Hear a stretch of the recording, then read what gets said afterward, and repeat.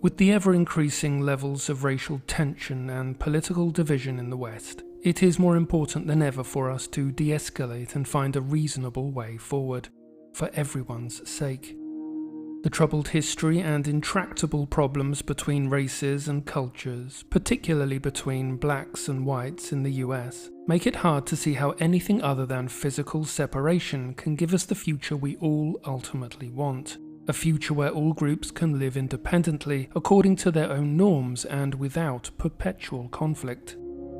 So I thought I would take a look at black separatism and see what it has to contribute to the debate.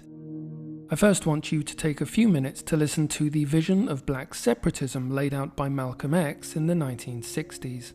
The Honorable Elijah Muhammad, our religious leader, teaches us the importance of doing something for ourselves now rather than trying to continue to force ourselves into the white community or upon the white man. He teaches us that if we would do something for ourselves, clean up ourselves, morally, intellectually, and otherwise, and then try and do something for ourselves economically, we would be recognized and accepted by others. But as long as we try and force ourselves in upon others now without having done nothing to prove that we are on any kind of equal basis with them, there will always be this race tension and race problem. If a white man puts his arm around me voluntarily, that's brotherhood. But if you hold a gun on him and make him embrace me and pretend to be friendly or brotherly toward me, then that's not brotherhood, that's hypocrisy. And what America is trying to do is pass laws to force whites to pretend that they want Negroes into their schools or in their places of employment. Well, this is hypocrisy, and this makes a worse relationship between black and white. The black man himself should learn how to develop himself in the same sense that the white man has developed himself. Then they can both come together and recognize each other as equals. The Honorable Elijah Muhammad says that we should be separate, all right, but in this separate state or separate existence, the black man should be given the opportunity and the incentive to do for himself what the white man has done for himself. If you have an all-white neighborhood, you don't call it a segregated neighborhood, but you call an all-black neighborhood a segregated neighborhood, because the segregated neighborhood is the one that's controlled from the outside by others. But a separate neighborhood is a neighborhood that is independent, it's equal, it can stand on its own 2 feet, such as the white neighborhood. They're not trying to force themselves upon anyone, socially or otherwise. But the Negro neighborhood, which is inferior, is begging for a chance to integrate itself into that which is superior, which is not going to happen. It's going to cause trouble. When you are equal with another person, the problem of integration doesn't even arise. It doesn't come up. The Chinese in this country aren't asking for integration. The only minority in America that's asking for integration is the so-called Negro, primarily because he is inferior, not inherently inferior, but he's economically, socially, politically inferior, and this exists because he has never tried to stand on his own 2 feet and do something for himself. He has filled the role of a beggar.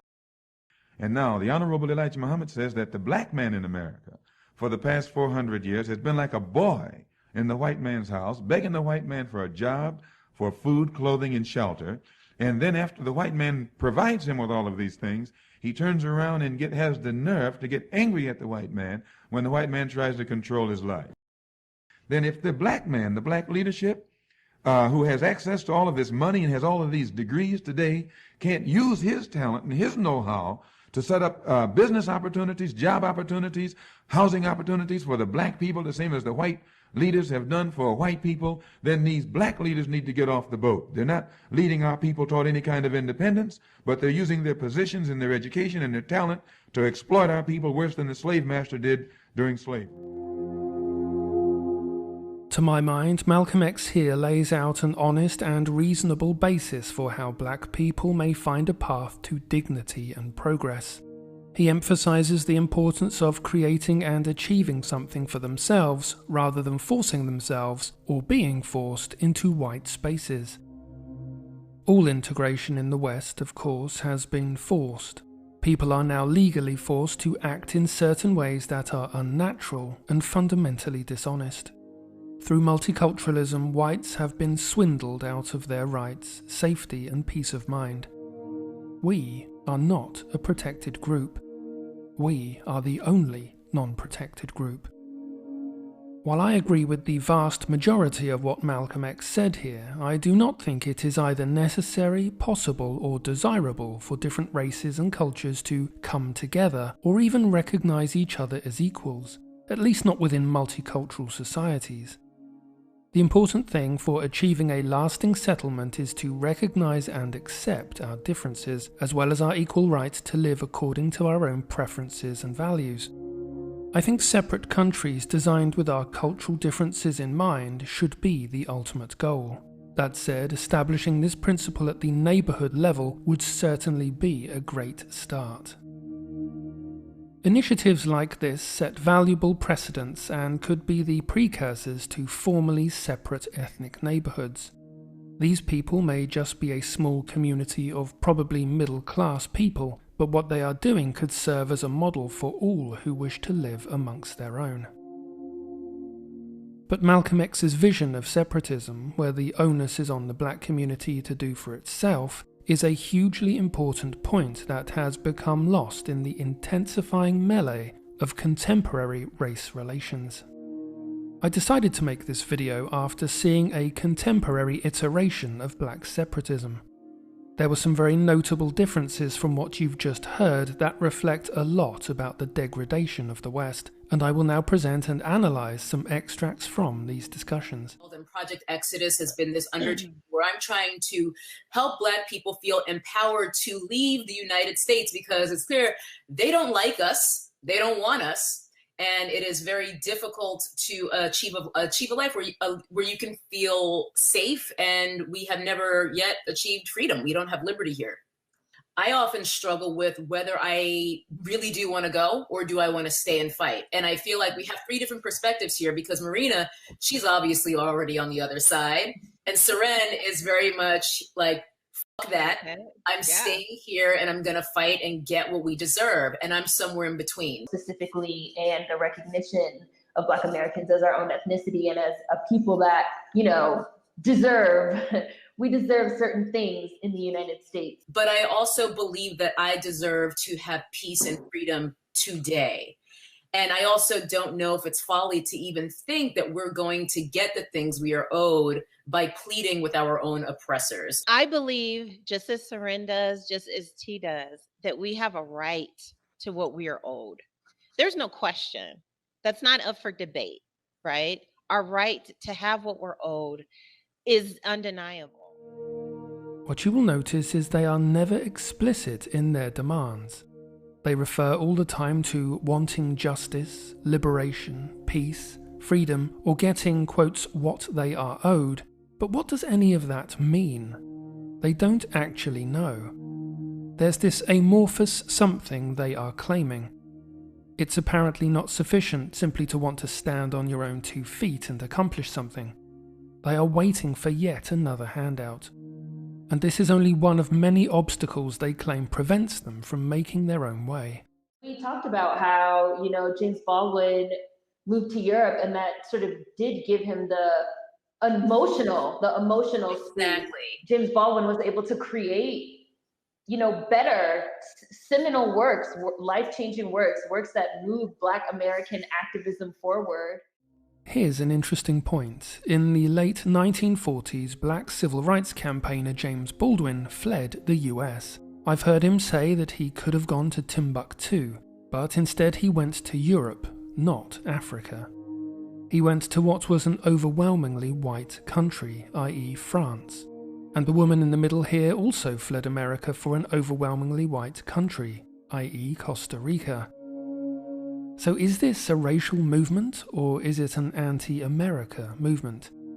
The answer seems to depend on what is convenient at any given moment, but more of that later. It's hard enough to get a job. It's hard enough to keep a job. You're being abused by the white man. You're getting called to, you're getting fired, all these things. You're getting persecuted constantly. You're running from the police, whatever it is. And then you have all of that stress and daily trauma. who are you taking out that frustration on? You're taking it out on the people you have access to, which are the people in your own home. It's true that the most violence is inflicted upon people in your own communities. And that's just the way it is. So assigning race to it isn't about race, it's about access. And it helps especially if you're a creative person, it helps you work better. And this is what happened with Baldwin when he was able to eliminate that toxic environment. And I often wonder if we should be even giving our gifts to this place that hates us. Like, do we even need to be here and blessing them with our excellence? Well, that's Blessing us with their excellence. I have to ask you, do decades of racial strife feel like a blessing? Do the last 6 months of riots and looting feel like a blessing? Do the openly anti-white media and political system feel like a blessing to you? I don't buy these empty words, and I don't buy the idea that this can ever be ironed out while living in the same country. No, we don't love you, and we're not going to shed a tear. And when you die and your blood spills on the street, we're going to celebrate like we did last night. Okay? Why do they ignore the fact that over 90% of the murders of blacks are done by other blacks? They brush it under the carpet while obsessing on the relatively minuscule numbers of police-involved incidents. Here we see the first signs that these people, like BLM, are not pro-black at all. They are anti-white. I learned about something that's called a kibbutz, which is, it's kind of controversial, but everything is co-owned. And when you want to do something, everybody has to vote on it. And so there's this idea of like an actual shared community where everybody, because everybody has a say and everybody. It's democratic communism. It's democratic communism, yes. But Right. Unfortunately, especially in the United States, anytime you say anything about cooperative anything, they just communism. Like Right. Like, I feel like I'm just going to have, like, whenever I meet new people, I'm going to be like, hey, I'm probably a commie, by the way. It's interesting because, like, if you look up communism really just means, like, community. Communal. Like, Right. communal, community owned. So it's kind of interesting that in the United States, they've made community a bad word. So first they admit to being communists and then criticize white Americans for irrationally portraying them as communists. And imagine thinking community is synonymous with communism. Their lack of reasoning ability is the only consistent thing here. The contrast between this and what Malcolm X said couldn't be clearer. His vision would terrify these people, because it would place a level of honesty and responsibility on them they just couldn't handle. Well, that's why they like killing us so much. It's not that these Right. cops are afraid, they're mad. They're upset. It's They're like, mad wow, that you had the nobody ever talked audacity. back to them. Right, you had the audacity to talk back to me. You had the audacity to turn your back Yeah, on me. yeah. Shot back. We're supposed to be the permanent underclass Right. forever. Forever. I feel like what we should have done, instead of saying, wow, you don't want to let our children go to your schools. Your white schools are better. They have more funding. They have better books. Right. Instead of fighting to be bussed in and let into that space, it should have been, we need to get our own Black schools with our Black teachers and our Black students and just our Black everything. We need to fight to get our own stuff up to par. I don't need a seat at your table. I No. basically want you to leave us alone. Right. You're like, And can you stop killing us and can we have our fucking reparations and I'll be good? Like, just leave us the fuck alone. yeah. They then try to justify resisting arrest as if black people have a right to different treatment under the law. They go on to seemingly agree with Malcolm X about separate neighbourhoods and the black community doing for itself, but then ruin it all by demanding reparations as a precondition. And this really is the key. It's now all about cashing in on white guilt. When you start talking about foreign Blacks, non-American Blacks, immigrants, they still don't see themselves as being like us because we are Black Americans specifically. We're descendants of American chattel slavery. Right. And Their ancestors sold our ancestors. Right. Their ancestors sold our ancestors and they also see us as slaves. I think that there's a lot of, non-American Black people that would love it if we left because then they could try to become. But they're doing it anyway, though. They're doing it anyway, and most of us are still there. They're being allowed in our spaces. Seren, I mean, as a self-identified separatist, you very much want to stay on the battlefield and remain dedicated to the people who don't have the option to leave. So you can be here to help us build our own communities. I said at least until we get reparations. Like, I'm not leaving until we get some other. Run my check, please. Run me my check, or else I'm going to be a motherfucking thorn in your side for the rest of your life on this American soil. So much for Black unity. She's committed to fighting for the blacks who are unable to leave the US, at least until she gets her check. And believe me, that check will never be enough. This whole muddled farce is not going to come to anything, because it's not meant to. It's just there to create perpetual grievance and conflict. Now, there's often negative stereotypes as well about the quality of medical care in Black and brown countries. Do you feel that there's any merit to that with your experiences in Costa Rica and Brazil and Uruguay? In Brazil, no. And in Uruguay, no. And in Costa Rica, no. Costa Rica, that part of the history of it is that the vast majority of the people that are here come from Europe. It's an incredibly white country. It really is. And so you see that in the culture and in the food and things like that. Right? Yeah. The food here is shit. I was going to say, are you telling me it's unseasoned? Yeah, the food is shit. The food is unseasoned.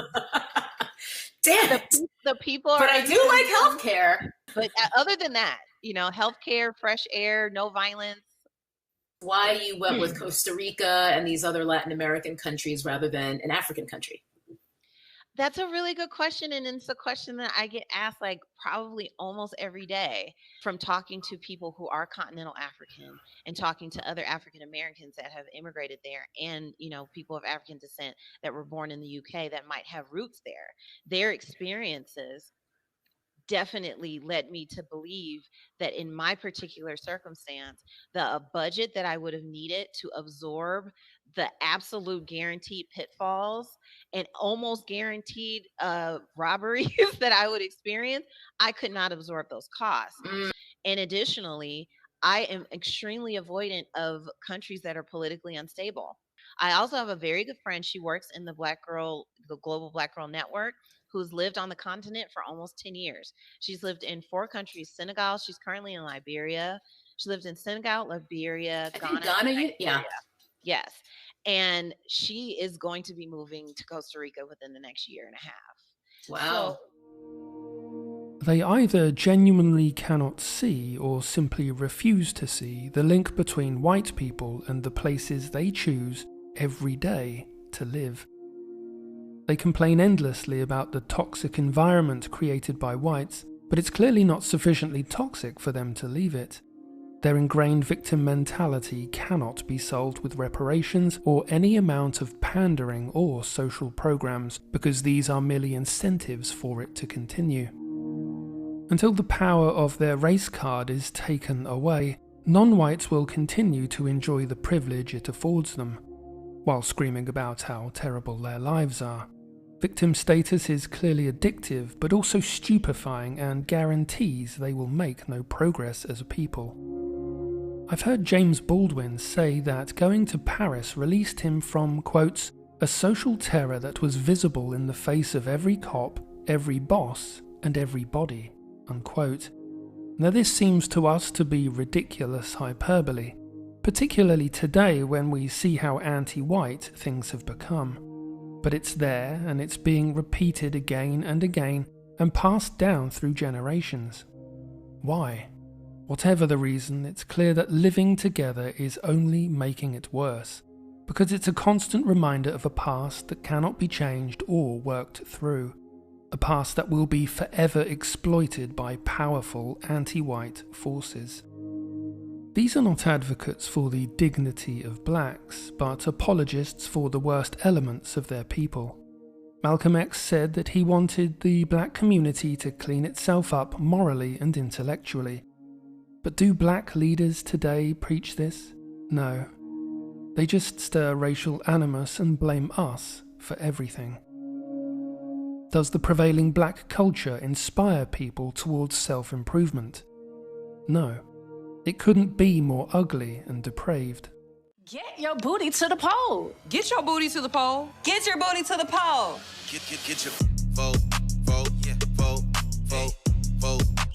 For information on how and where to vote, as well as resources to find out who's running where you live, go to getyourBootyToThePoll.com.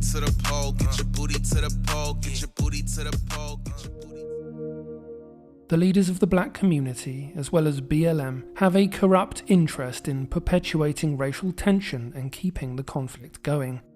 It is no coincidence that communism is closely allied to this cause. Communism has no interest in black lives beyond how they can further its real agenda, which is the fall of the West and the subjugation of all, the placing of every human life into poverty, mediocrity, and misery. I will not stand idly by as my people are dragged into the gutter by communists and charlatans who foment and exploit racial conflict. It's time to break the endless cycle of blame and white guilt. At this point, my only concern is white survival. After decades of hatred against us, as we fall ever deeper into the anti-white mire, it's time to demand our emancipation. Until next time, be well.